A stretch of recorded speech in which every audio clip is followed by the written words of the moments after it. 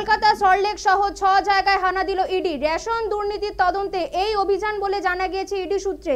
এই দিন কৈখালীর এক ব্যবসায়ীর বাড়িতে হানা দেয় ইডির আধিকারিকরা। দুয়ারে ইডি আধিকারিকদের দেখে ওই ব্যবসায়ী মুর্শিদাবাদের বড়োয়া তৃণমূলের বিধায়কের পন্থা অবলম্বন করে। ইডি সূত্রে জানা গিয়েছে ওই ব্যবসায়ী দুয়ারে ইডি কর্তাদের দেখে জানলা দিয়ে তার দুটি মোবাইল বাড়ির পাশের ছাদে ছুঁড়ে ফেলে দেয়। পরে ইডি আধিকারিকরা মোবাইল দুটি উদ্ধার করে। শেয়ার মার্কেটের ব্যবসায়ীদের দুটি মোবাইলে রেশন দুর্নীতির বহু তথ্য থাকতে পারে বলে ইডি কর্তাদের অনুমান। একই সঙ্গে ইডি রেশন দুর্নীতিতে সল্টলেক ও কলকাতায় বিভিন্ন জায়গায় হানা দেন। কলকাতায় মেট্রোপলিটন বি ব্লকেও ব্যবসায়ী বিশ্বজিৎ দাসের ফ্ল্যাটেও হানা দেয় ইডি।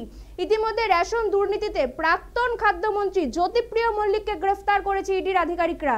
সেই সূত্রে বনগাঁর প্রাক্তন তৃণমূল পুরপ্রধান শঙ্কর আড্ডকে গ্রেফতার করা হয়েছে। মেট্রোপলিটন বি ব্লকেও ধৃত শঙ্কর আড্ডের ঘনিষ্ঠ ব্যবসাদার বিশ্বজিৎ দাসের কাছে পৌঁছায় ইডি।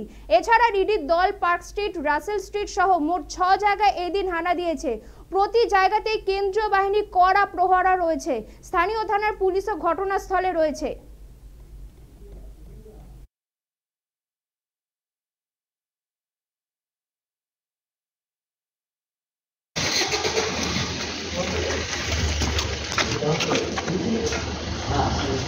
बोलिए स्टेट पुलिस खड़ा हुआ है तो वो तो पूछेंगे कि वो ईडी का लोग है कि नहीं, तो तो दिखाना पड़ेगा।